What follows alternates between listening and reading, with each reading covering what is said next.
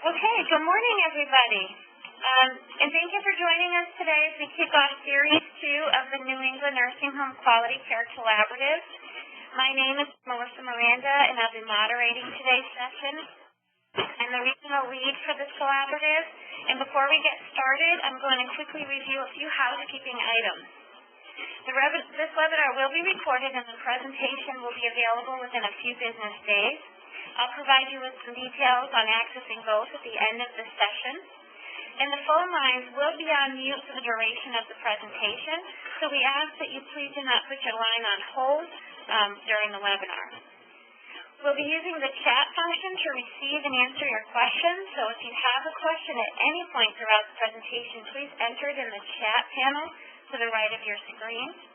I'm joined by my colleagues, Angela Hayden and Nelia Silva Odom, who will be monitoring and responding to your questions and comments in chat. We will go through the questions and answer them at the end of the presentation. And also, if you find that the presentation is a little bit cut off, please use the plus or minus icons in the top right of the presentation window to adjust it accordingly.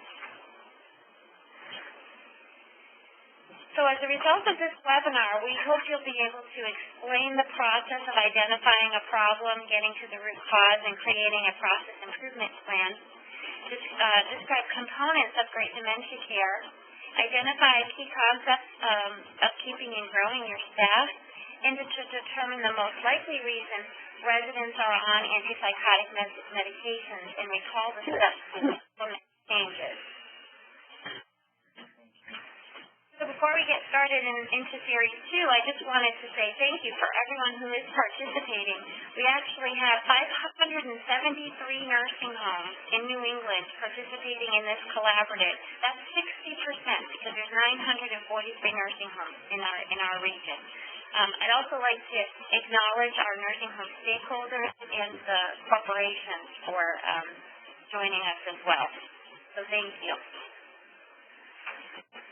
Quick reminder that you should be receiving some data from us on a quarterly basis. So you should be getting readmission reports as well as a standard analytic report of your facility's performance. So the facility readmission report, just as a reminder, is looking at your facility's 30-day all-cause readmission rate. The data is based on Medicare fee-for-service claims and includes state and regional benchmarks, demographics, and diagnostic information. The standard analytic report is a quarterly report that we produce that provides you with data about your facility's performance on quality measures. So if you haven't seen them or if you haven't been getting them, I encourage you to contact your state team to be sure that you do. Okay, so the individual state QIO teams for this collaborative are running a whole bunch of different things. So we're running affinity groups, working with nursing home stakeholders, and even providing some technical assistance in some facilities.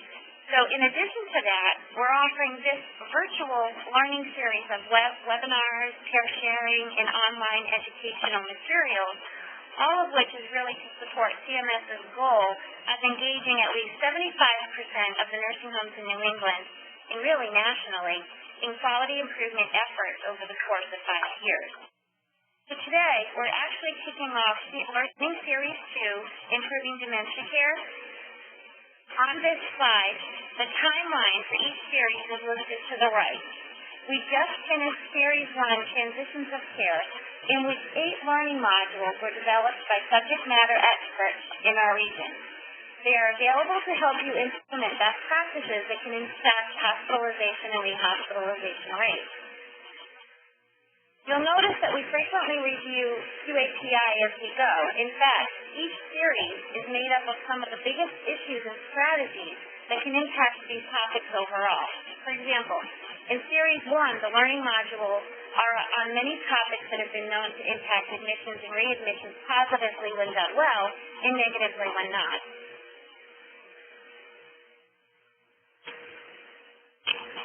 So on this slide, you'll see that these are the 10 topics in our second learning series.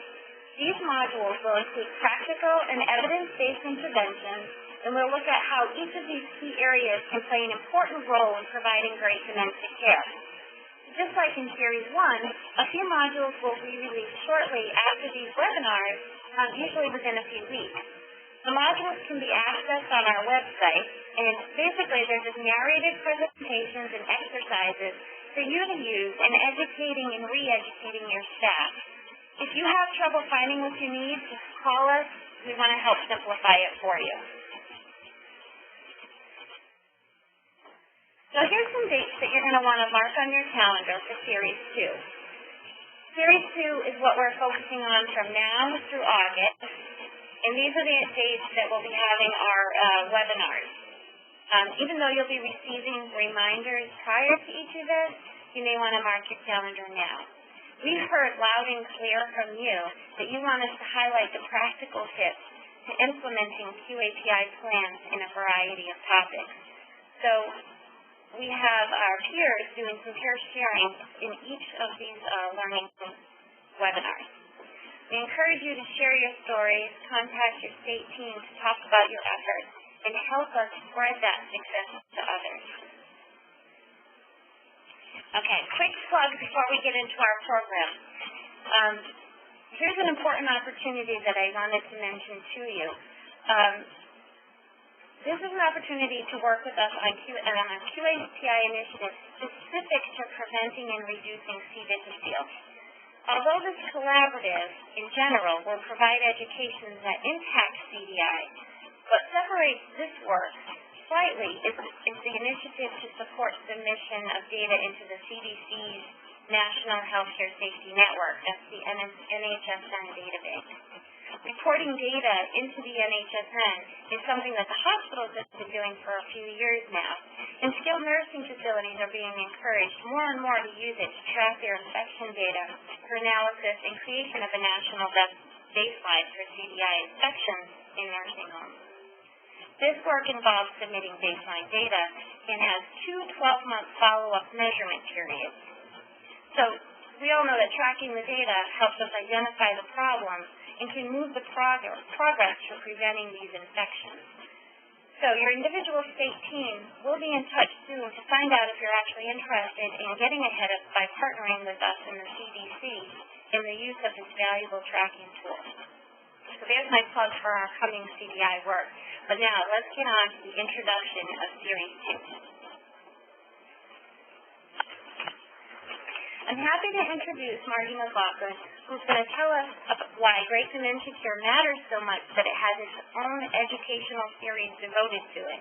At the same time, she's highlighting some of the information you'll find in the first learning module of this series, Critical Elements of Dementia Care.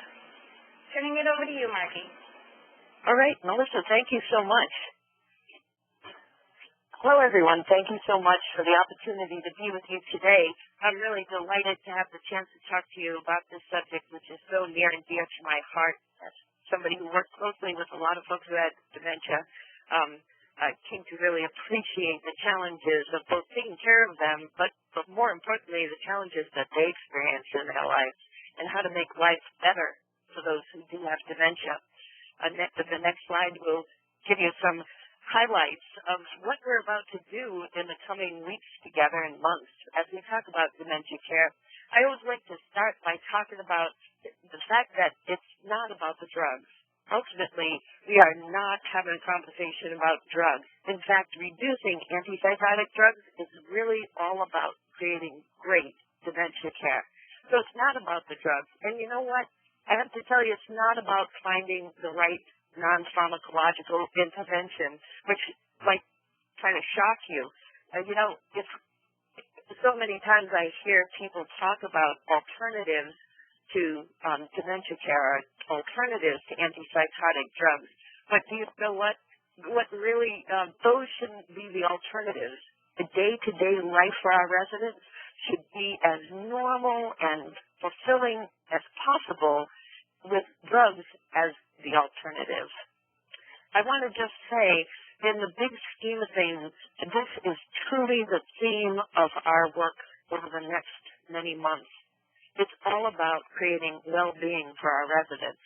And our challenge is actually about how to help get people off of unnecessary drugs, but more importantly, how to create well-being on a regular basis for folks.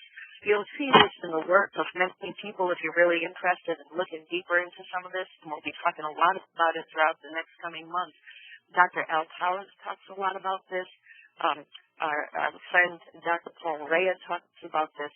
But when all is said and done, what we're working on is creating well-being. Next slide. The other big theme that we're going to talk about all throughout this series is that all behaviors are simply a matter of communication. And our job is to be super sleuths. Our job is to really take the time and figure out what it is that the folks that we're working with are trying to communicate to us.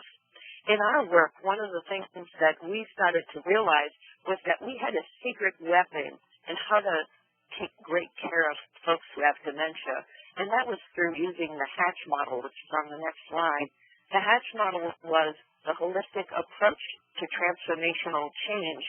And what we began to do in our work was we actually began to identify those things that really help to benefit our residents, and more importantly, we were able to also find things that we could eliminate in the environment that would cause difficulty for our folks. The Hatch model is based on these 6 principles and was actually used during a national pilot. Oh, no, I can get that check.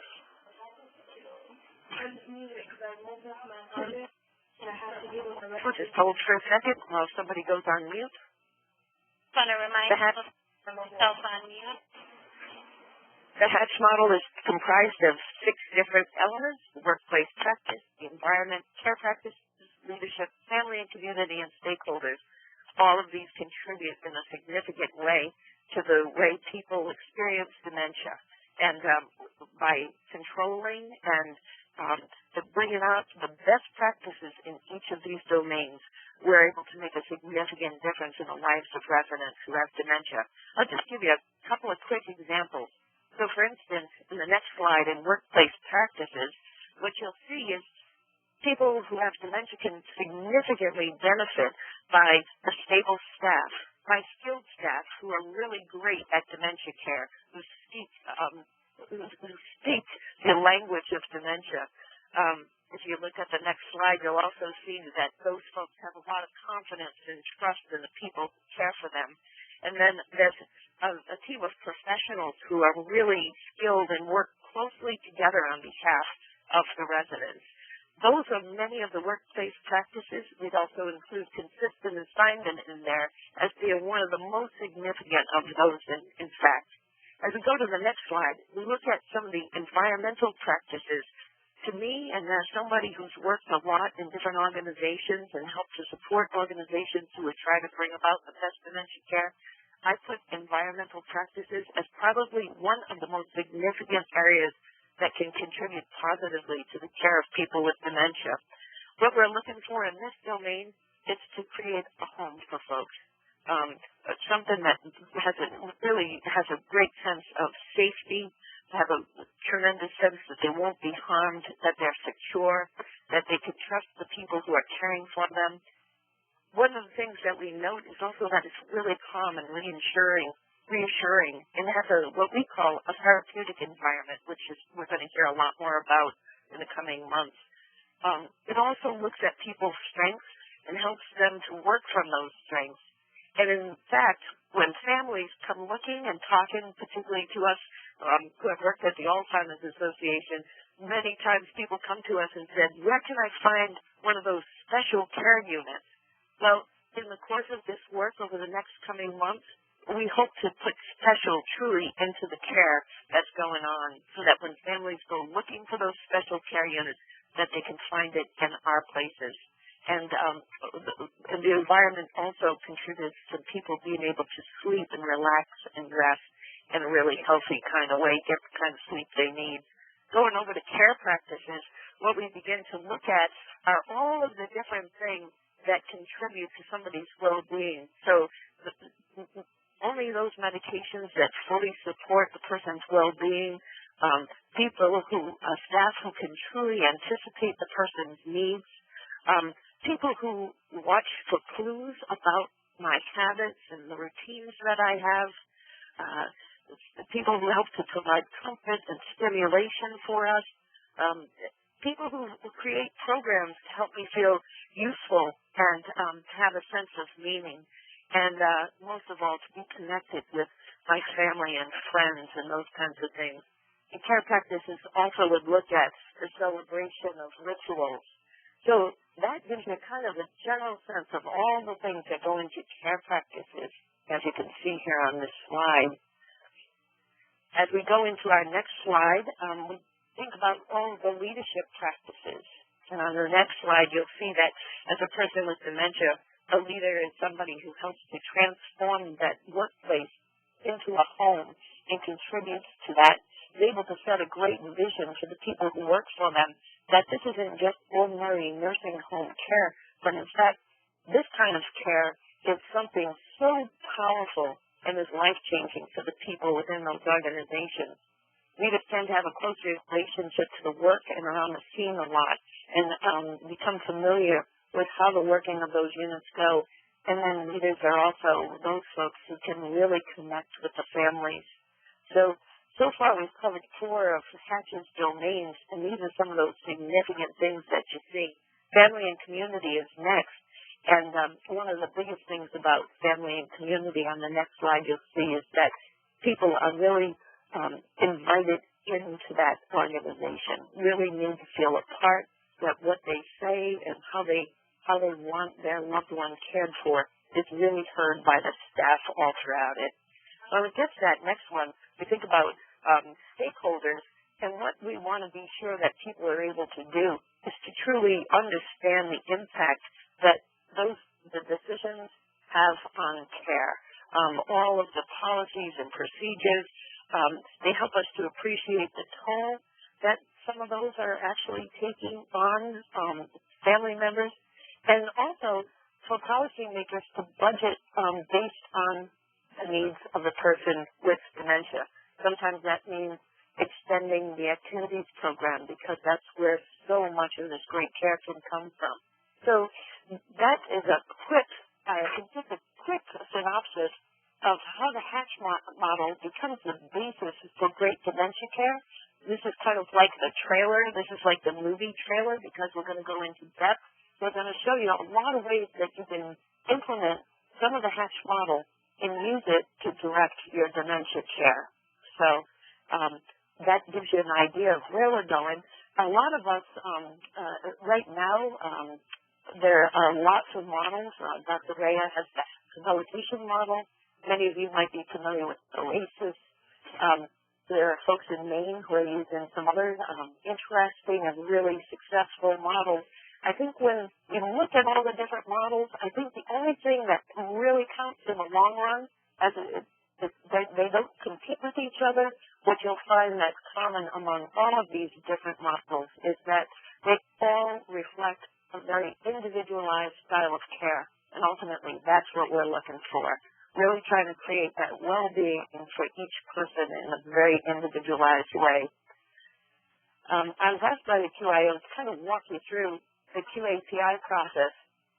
On our next, I would just want to say on this particular note, these are the particular elements that we'll be talking about over the course of the next month in our series, a philosophy of care that's focused on well-being, being able to speak fluent Alzheimer's, looking at becoming a drug-free or drug-minimal environment. We're going to reduce noise. We're going to talk a little bit about shift change and how disruptive or not disruptive that can be. We can talk about how to redefine activities, a process to enhance sleeping and waking and restructuring bathing. So those are some of the key elements that we'll be looking at. There's certainly more, but those are some of the big ticket items that we'll be looking at as we look at improving dementia care.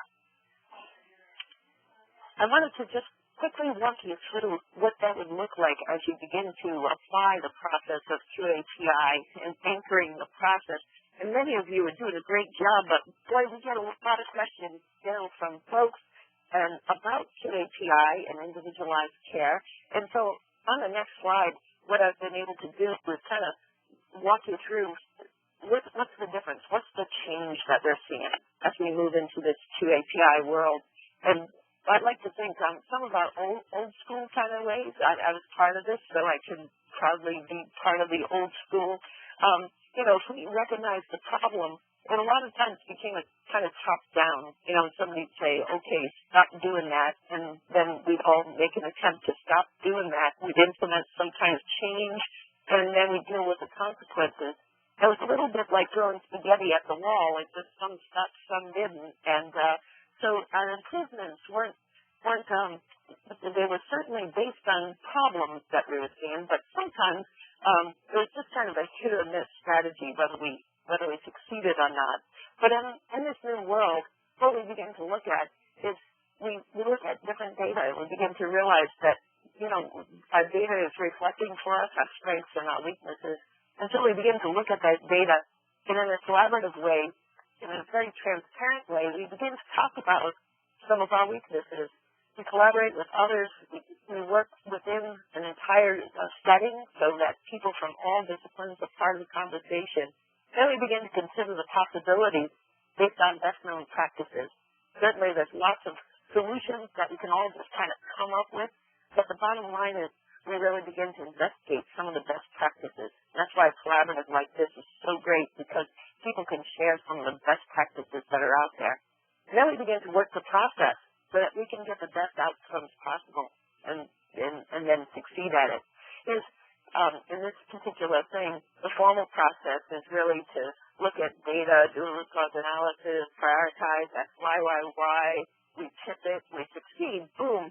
But a lot of times, as I go around the country these days, I see where people make it into kind of a torturous process, and it becomes very agonizingly paper-bound. And instead, what we're looking for is to use QAPI to create life, to get excitement and energy involved. And so I'd like to think of it more like this. And here's the real-life process that goes into this. So take a look up there at number 1. And that first thing, when everybody's yelling at us to, look at the data, the bottom line is all we're doing is going, my antipsychotic rate is 32%. And everybody in the whole place should go, what? 32%. That suddenly brings things into focus for us. And so part 2 of that is to actually begin to just do a root cause analysis. You'll see here my little root cause analysis actually has the first bone there is workplace practice, environment, leadership, care practices, and stakeholders. And so basically I'm using the Hatch model, those elements, those domains of the Hatch model to actually get the job done. So what we're doing is you can do this by putting up a giant piece of EvoPad paper and draw the fishbone and let staff just come up and put some of the reasons that they feel that you're at 32%. So you can do it in a meeting. You can do it in all different kinds of ways and let families to say. So what are some of the environmental things that are causing us to have high antipsychotic rates? What are some of the workplace practices? Maybe we're short all the time. And because we don't have enough people all the time, we're creating a lot of chaos for our residents. So anyway, in this second part, we're going to actually begin to identify, wow, what do you do when you end up and you realize that you've got 23 different issues, or maybe even more. Maybe when you did your fishbone diagram, you ended up with 58 different things. Well, then what you do is you begin to prioritize, choose your priorities, look at those things, and then if there's low-hanging fruit, just simple things that you can do, then go ahead and do them. If it's about getting the fax machine fixed because you can't get orders in a timely way, do something like that. But pick your 58 or 23 different things, and with your staff, pick those big items, those big-ticket items, pick 2 or 3 of them that you can work on and really begin to solve. And then begin to ask the question, why? And take one of those items and literally go down and say, well, why is that happening? And then when people say, well, it's because we don't have enough staff, they can say, why is that happening? Well, because we've seen a lot of turnover lately. And why is that happening? And it might be because you have a new person in charge who might not have great management skills. But it's not about the person, it's about the system. And so what we begin to do is keep asking the question until you get all the way down to the end, and then that becomes your PIP process. So PIP, basically, you've seen it. It basically has you set a goal to solve that particular issue. You begin to do a little PDFA cycle. How do I improve it? Let's create this change. What can we do to make that better? And then keep working the process until you actually have success. And in the meantime, keep an eye on that data and be able to watch it grow. To the next slide, you can kind of see same kind of process, but this would be the same if you were to take this very slide and do it with your staff. What you'd find is a lot of great conversation about how to improve your dementia care. Next slide, please. I just want to give you, this is from a friend of mine, QIN-QIO, who's been working really hard and has done some great QAPI work. And so just so you know, this is what it looked like in real life. They took a problem they were having and literally mapped it out using huge pads. You can see all those sticky notes, and then what they did was they actually tracked it using a piece of yarn. So just to give you how practical this can look, this is what it looks like. Thank you. Just so you know, as you've gone through that process, as I've been describing some of those things, many of you have seen this QAPI at a glance. If you actually go into the document, there's a bunch of hot links that take you to some of the forums and some of the features that have ways to actually track this process. Don't get hung up on the forums. You can use these for sure. You can make your own, but ultimately surveyors will be coming and looking to see how you actually took these elements and put them into play. And so that little QAPI process that I just outlined for you, they'll be looking for that all along the way. I also put a little booklet that you can get online. It's done by Providine. It's a QAPI toolkit, and it actually has all of these little tools inside for you and your staff to use. So I really encourage you to do that. So in a nutshell, those are some of the things that we'll be doing over the next couple of months together, and I think you'll have a lot of fun, and I think you'll see a lot of great and dramatic improvement in the way dementia care happens in your organization. So thanks so much. Great. Thank you, Margie, for sharing that. And I'd also like to encourage people to get onto our website under Series 1. Prior to any of our Learning Series material, we have QAPI information there as well. So if you're interested, get on there, and if you need some help, don't hesitate to call. Thanks, Margie. Next, I'd like to get to a segment of our webinar that's very, very important, and here's where we do some peer sharing. Today, Janice Lexton from the Lutheran Home of Southbury, Connecticut, is going to tell us about how they've been able to reduce their antipsychotic drugs in their facility. Thanks for joining us today, Janice. Thank you so much. I want to start off by thanking Melissa and Florence for inviting me to participate today. At the Lutheran Home, we have done a performance improvement plan around reducing antipsychotic drug use. Initially, we identified the problem as having a high utilization, and we looked at some of the data. One of the areas that we looked at was obviously the CASPER report. And at the time that we started looking at it, it was the quarter of April through June, where we were showing that we were at 23% use of antipsychotic. And this equated to 27 of our residents were taking this type of medication. So we felt this would be a perfect opportunity to bring the team at the Lutheran Home together to really try to make strides in reducing the antipsychotic drug use. One of the first things that we did was did a root cause analysis and asking why did this facility get to the point that there's 27 residents on antipsychotic medication. And there's a lot of reasons, and I'm just going to highlight a few of what we discussed when we met.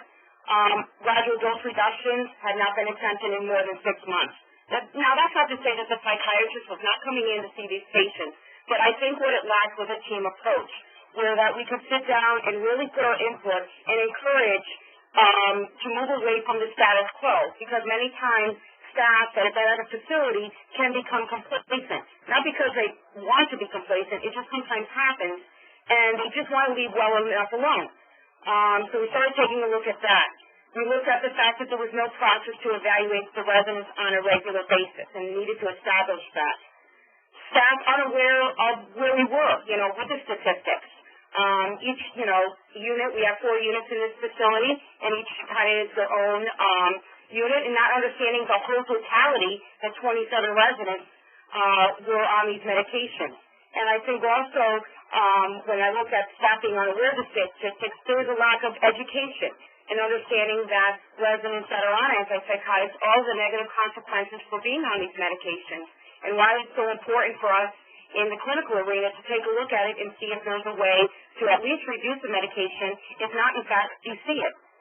Again, staff fear to change. What isn't broken? Why, they would say to me, Jan, let's not mess with this. Let's not fix what's not broken. And I'd say, listen, it is broken because it's not, what we want to do to say that we provide quality care and say that we have a high antipsychotic use. So taking a look at those factors were just some of the things that we did as a why. And that moved us on to the changes that needed to be made. One of the first things that we looked at is we moved away from being in an office doing morning reports, like a paper compliance, just talking about the residents, to actually going on the units and doing walking clinical daily rounds. This helped in a number of ways. And for this initiative, it helped us to assess residents on the unit, to review their behaviors, look at the behavior flow sheet logs, look at the nurse's notes, so that when I had a nurse say, oh, I don't think we can reduce, somebody's antipsychotic, I would say, why? Show me in the nurse's notes, show me in the behavior flow sheet that we're documenting zeros, and that there's nothing documented in the nurse's notes. Tell me why. So it really helps to educate and desensitize them to the fact that you're not documenting it. Why? Why does this person need to be on this medication? So I found that to be a very good tool to get right down to the unit and be with the nurses and the CNA. We also established a more formal meeting monthly as an interdisciplinary team. This is where the psychiatrist, the pharmacist consultant, the director of nursing, the AD&S, all our unit managers, and also not to forget the primary care aide for the resident that we were going to discuss, that we were looking to do a gradual dose reduction or possibly de-seeing the antipsychotic. We wanted to have their buy-in to make sure that they, understood, where we're going with the initiative and that. So we meet on a monthly basis. We also held staff meetings to disseminate the plans and goals for improvement, because we can't just do this from an office. We need to have the staff buy-in so they understand where we were going with this initiative and help to educate them, again, to the importance of it. Staff and family education, I feel, was key to the success and continues to be key to the success. An example that just occurred recently at the facility is we had a resident admitted from the hospital, and apparently prior to admission, the resident was on an antipsychotic, long-standing, but it was discontinued in the hospital. Well, the first thing that he wanted to do when he had his mother in the nursing home here was to reinitiate the antipsychotic. So again, that's a perfect opportunity to do family education, and obviously we brought in a psychiatrist, alerted him to the fact that the son was going to be speaking with him about his feelings and feeling that his mom needed to be on an antipsychotic, although the documentation did not show that she was having behaviors and that she actually was adjusting quite well to the facility. But I think that she had been on so long in the past and at home that he felt that she needed to still remain on it. And with doing that, we were able to obviously not start the medication again and have the son feel more confident with the person-centered care plan that we had put together for his mother. Additional changes that we made was discussion of why the medication is in use and can a GDR occur. When you look at the orders that are in the medical records, they're long-standing medications, receiving them for many years. And again, looking at, are there any behaviors being seen at this point? What are the staff seeing with care? What are we documenting in that? Can the antipsychotic medication be discontinued or changed to another class of medication? And I always wanted to be careful on that. I think we play polypharmacy with our elderly, and by no means was I wanting to DC an antipsychotic and start another med, because I think there's enough meds added to their profile, and all drugs have side effects. So I wanted to be very careful on that. But what we did find is that a number of the residents that were already on the antipsychotics had other medications such as an antidepressant already in the medication profile. So we looked at whether we could do a dose reduction, a dose adjustment with their antidepressant, and instead of just adding another medication. Other changes that we made was we reviewed the process of starting a new antipsychotic med before any NCD order was obtained. So nurses know they can't just get an order for an antipsychotic. They need to go through a process. And my ears are already up all the time when I'm on the unit. If I hear any talk of that, I'm squelching it, saying, listen, we need to meet as a team. We need to understand why you think somebody may need to be on an antipsychotic. And just don't call the doctor and ask them to order an antipsychotic. So I think that's also been helpful in, again, educating the staff to say there's a process. Let's talk about it. Why do you feel this is going on? And let's not manage it with medication. We reviewed the process of medication reconciliation on admission, looking closely at whether an antipsychotic medication was started in the hospital. I can tell you that the last 4 admissions that this facility has received have all come in with antipsychotics. So sometimes I feel like I'm spinning my wheels because we're taking them off, but the residents that are coming to the facility are on antipsychotics. So we're really drilling down and saying, listen, where did this antipsychotic start? And sometimes it is starting in the hospital. So those are good ones, what we call low-hanging fruit that we can really get to. Because if they've not been on it long-standing, we're certainly not going to keep an eye on them in the nursing home. So we talk to the psychiatrist, we talk to the family, and try to immediately initiate whether it's gradual dose reduction or actually ceasing the medication so that we don't continue to add to our numbers. Another area that we did look at for changes made is the use of non-pharmacological alternatives, using a memory program. Facility, we're in the infancy stages, we're just starting it, but we are integrating person-centered care approaches. And one person-centered care approach is music, and personalizing music with headsets as an intervention for residents that are having behaviors. I have 11 residents still that are on antipsychotics, and like I said, I've identified the low-hanging fruit, so those residents are more of our challenges in understanding what are they trying to communicate. All behavior does have a communication to it, and trying to understand what can we do to make that resident have a better quality of life. Next slide. The results I provided for you, we started this in June, and as I indicated when I started my presentation, 27 residents were on antipsychotic at a 23% rate. And you can see now in the month of December, we have 11 residents that are on antipsychotics, and that represents single digits, 9.4% use of antipsychotics in the facility. So where we started well above state and national averages, now we are well below state and national averages, with having 16 residents ultimately have their antipsychotic discontinued. The residents' results, it's very surprising. You know, as I said, many residents have been on the antipsychotics for a long time, but when we looked at it, many of the ones that we really started initially were on a very low dose once a day. So then our psychiatrists would change that to every other day and try that gradual dose reduction. And we didn't see behaviors. We found residents to be more alert, participating in recreational programs, walking programs, rock and rolling programs for the wheelchair-bound residents. So the staff has been very excited about the progress that the residents have achieved and the achievements of, having a 9.4% antipsychotic use. They're seeing that, by reducing it, it didn't cause a negative outcome. And I can also give you a caveat that our fall rates are amongst the lowest that's again in the entire year. When I started here, the falls, we had about 15 to 20 residents that were falling a month. For the months of October and November, we had 7 falls in October, 9 falls in November, and these are some of the lowest statistics for the entire year. So I think that also goes to say, listen, we didn't see a negative outcome. Even though the residents became more alert, they did start falling, and if we felt that they were more active, we put a person-centered care plan in to make sure that we didn't cause an increased risk of fall. I think in conclusion, it takes a team approach to succeed.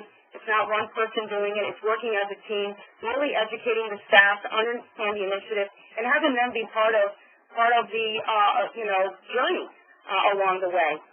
It's a slow and steady pace. That's what wins the race. This does not happen overnight. You're not going to look at your cash report today and be able to reduce it tomorrow or the next month or the next month after that. It takes a process, and you have to be patient because in doing it, we're not looking to, impair somebody's quality of life. I was very conscious about that. I want to make sure that we continue to enhance the quality of life of our residents at the Lutheran home.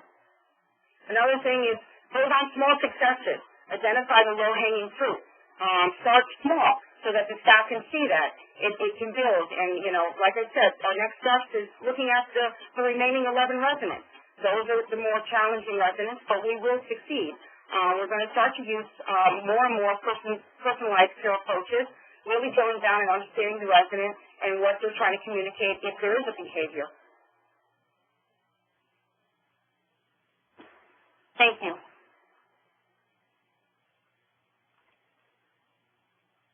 Thank you so much, Janice. This is Lynn McNicoll. I'm going to summarize a bit. I'm going to repeat some of what's been said because Janice did such a great job at showcasing a perfect example of how an institution can take charge of their antipsychotic use and be able to make a difference in their residents. Melissa, can you move to the next slide, please? So what I wanted to showcase was, next slide, that a lot of institutions and a lot of staff that work, I can't hear you, no I can't. So a lot of, excuse me, hello? No. No, I'm on the line. They can hear me. Can you hear me?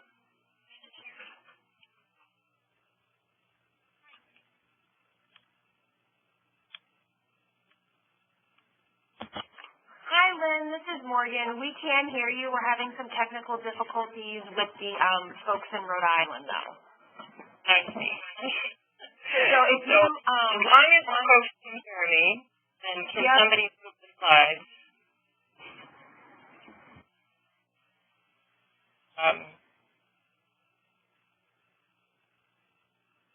So I'm going to move on then as best as I can without the slides being moved on. Looks like they're having problems. Hello? Hey, Lynn, hold on 1 second. I'm on the line with Melissa, and we're going to try and solve this issue real quick. Oh, no worries. I'm just going to move on anyways and talk a bit, and then we can just advance the slides. So part of the issue is that there is still fear and anxiety among nursing home staff, I think both from the physician and the nursing staff, about reducing antipsychotics because there's a bit of a reliance on that. And hopefully, because we see a lot of, sorry, thank you for getting those slides up, we see a lot of our residents suffering both in distress, anxiety, anger, and there's also fear that they'll actually be hurt by agitation and anger. So there is this reliance on antipsychotics to solve the problem. Next slide, please. There is a significant amount of dementia. We're now at over 5 million adults with dementia. It's going to be moving on to 13 million adults with dementia. It's about $172 billion cost to manage these patients. And 70% of adults with dementia will die in nursing homes. 42% of them, of nursing home residents, have dementia. And there is a lot of variability. When we looked at our antipsychotic rate in Rhode Island, when we started looking at this over 5 or 6 years ago, we had a range of 5% to 50%. A lot of that might be the type of residents that are living in those nursing homes, but a lot of that variability, control for other things, is not explained by the residents. It's mostly explained by culture. Next slide, please. So What we feel, or a lot of people feel, is that they're between skilla and thoroughness, which is, being between a rock and a hard place. So having to choose between two evils. Do I have an agitated resident, or do I give them antipsychotics, which songs them? And really, we shouldn't feel that way at all. We shouldn't feel like that's the only solution. And we should feel like Margie, who inspires me every time I hear her, feel like we can have a win-win. We can have non-sedated, alert residents who aren't agitated and who aren't on antipsychotics, and that should really be the goal.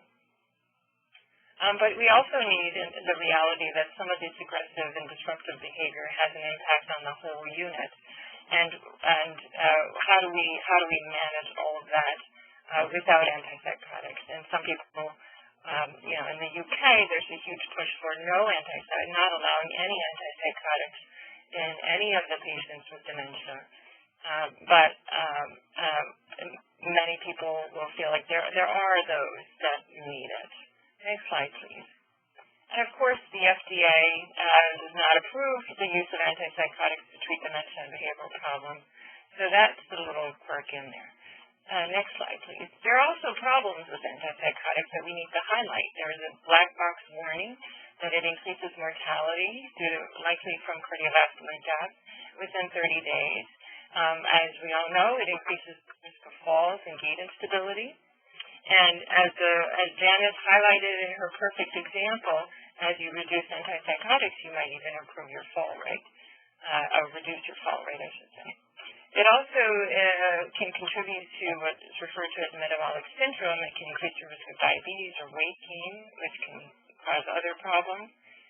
Many of the antipsychotics have anticholinergic properties, which can contribute to constipation or urinary retention, especially in our male residents.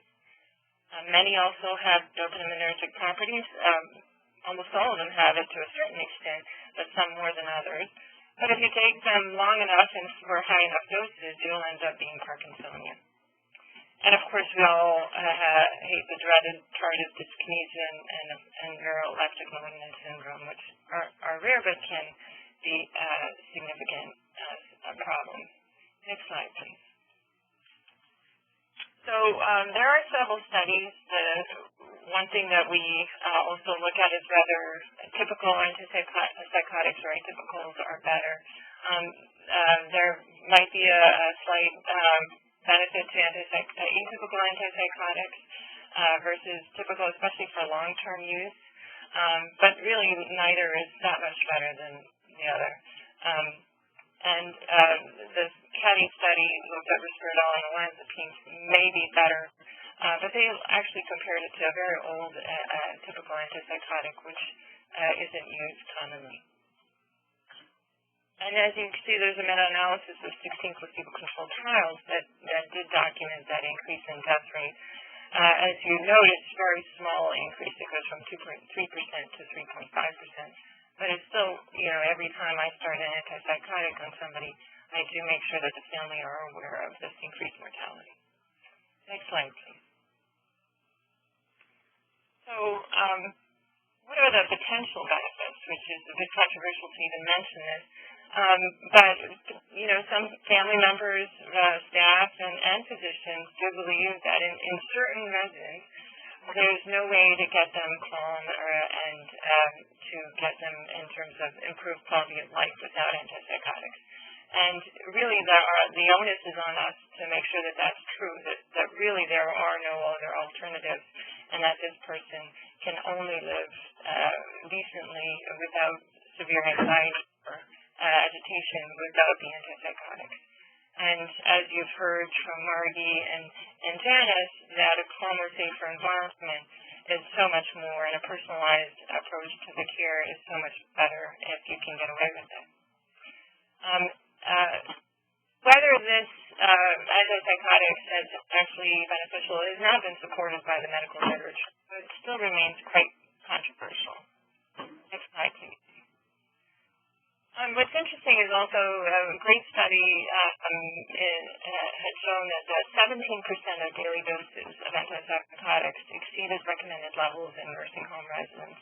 and then 18% had both inappropriate indications and high dosing. So really we are giving more than we should, and we're giving it for the wrong reasons.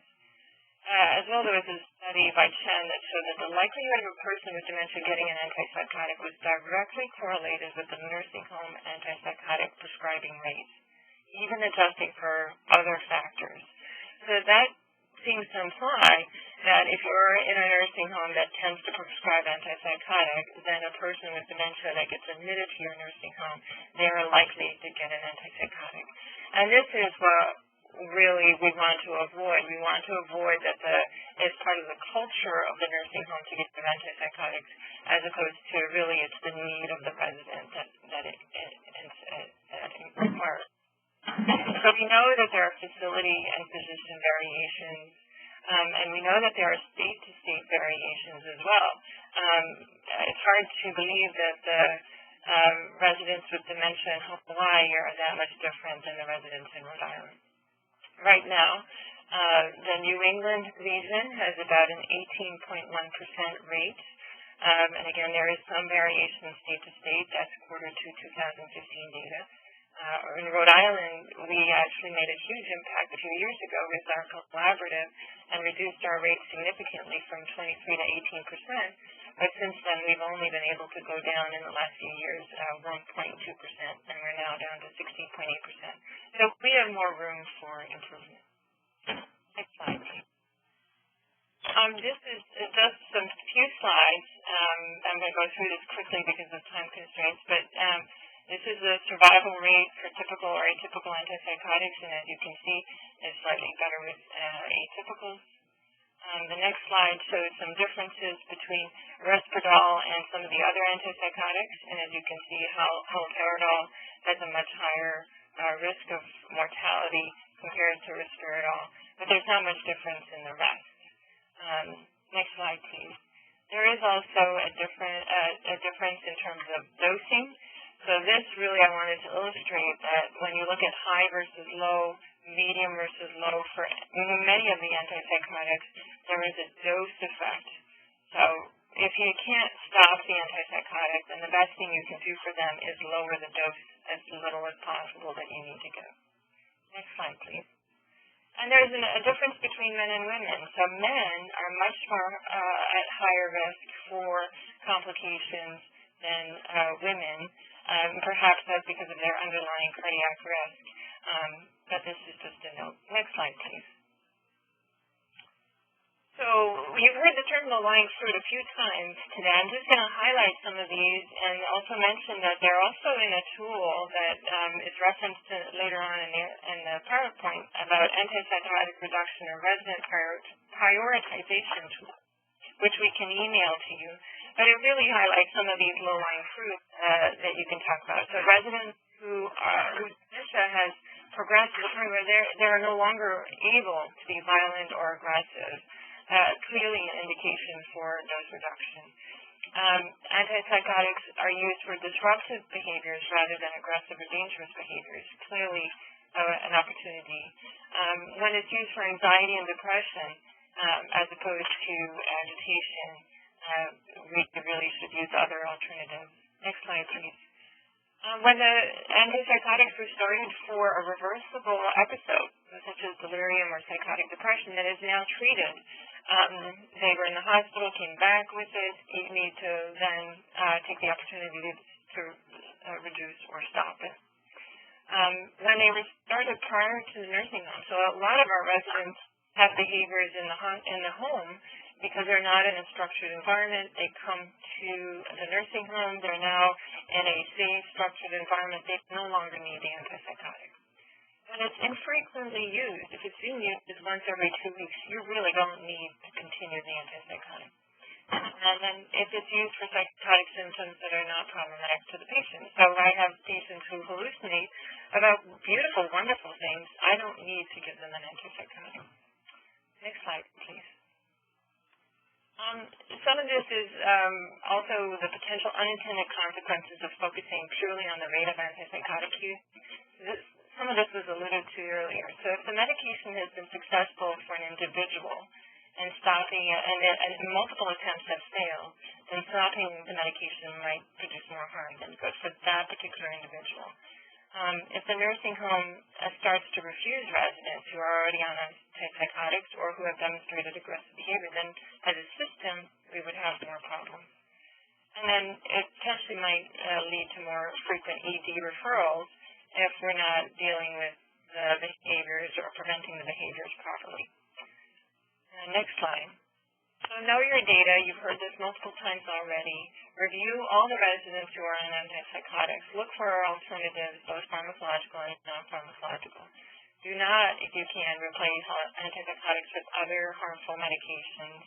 I see people being switched to trazodone, which for me doesn't do anything. And also making sure that not to stop antipsychotics too quickly. So if the patient's been on high doses for a long period. So learn the proper strategies to have modeled and Margie outlined. Work with your team as Janice has outlined. And here are some resources on the next slide. As I mentioned, the Antipsychotic Reduction Resident Prioritization Tool is a great sort of flow sheet that walks you through the process that we've done. So you should always aim for a 0% antipsychotic rate. It might not be completely feasible, but it's still where you should aim for. There are always opportunities to improve antipsychotic rates. In every institution, there's got to be. And then improving the education, the approach, the culture is essential, as Janice and Margie mentioned, because really you can't do anything if the nurses aren't engaged and fully appreciative of the positive results of reducing antipsychotic rates. And next slide, please. And hopefully you'll end up with this beautiful resident happy and found in your nursing home. Thank you. Lynn, thank you so much. And the one thing that I just wanted to add, Lynn does a great job, and you'll be hearing more from Lynn about reducing antipsychotic drugs, and she's a big factor in helping us in our learning modules. You've heard a lot of information today. What I want to remind people is that a numerator of 1 is a great number. What does that mean? You only have to be doing, don't try to do the whole building all at once. Try it one at a time. It's individualized care at its best. Just one other quick note is my friends down in Texas have initiated a particular initiative asking people just to do 1 person a month, and they felt that if they did 1 person, if every nursing home in their state every month helped to reduce antipsychotic drugs, that they would hit a 15% reduction within a year. How's that? So keep it simple. Don't try to do it to everybody. Just numerator of 1. Over to you, Melissa.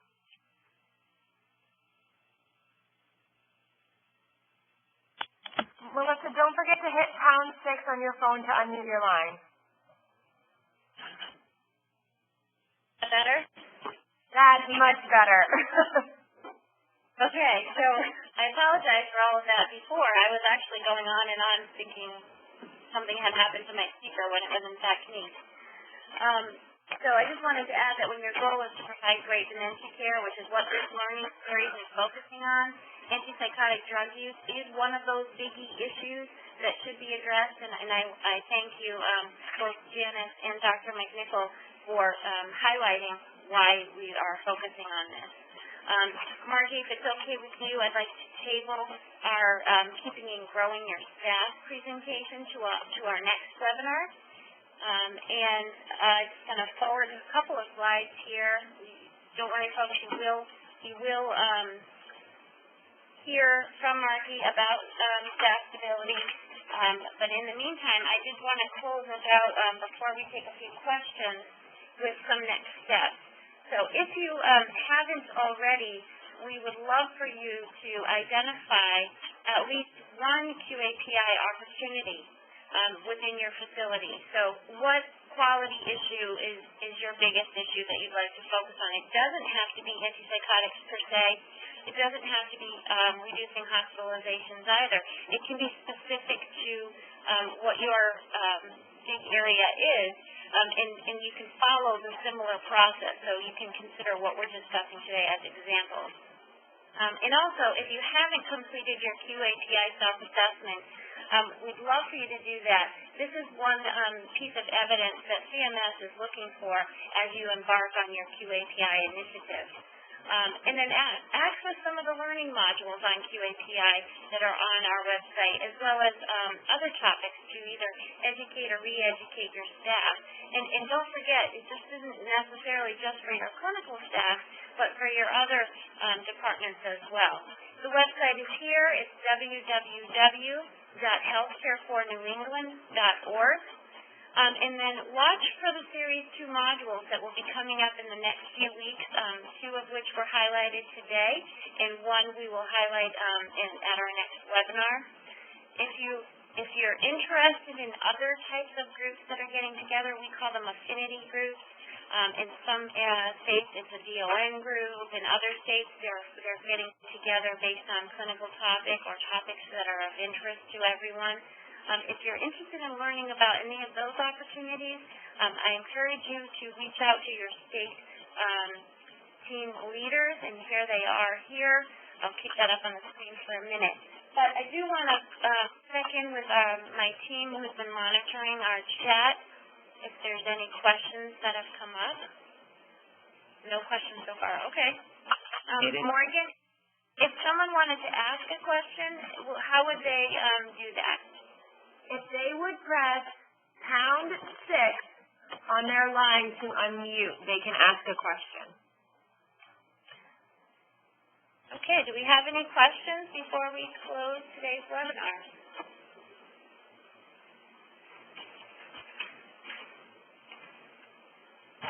Again, it's #6 if you have a question. Today. I want to ask you something. I want to You can either ask by phone or submit it in the chat. Please. And I hear somebody, but I'm not sure if somebody's trying to ask a question or if they just don't realize they're unmuted. It was yesterday. Once it was at 5:30, what happened? Okay. All right, so I just have a couple of last announcements before we end. You will receive a follow-up email with a link to a brief assessment about today's webinar. We ask that you please complete it because it's important that we get your feedback in order to not only improve these sessions, but provide you with meaningful information. Also, within the next few business days, we'll send out an email that will link to all of today's presentations and the recording. However, you will expect some blips in that recording because of the technical difficulties that we had. But for the most part, the presenters were heard and recorded, so if you would like to re-listen to those, that would be great. And then certainly by mid-January, the first 3 modules will be available for you. And that, I'm going to close today's session, and thank you for joining us, and happy holidays and Happy New Year to you all. Thank you.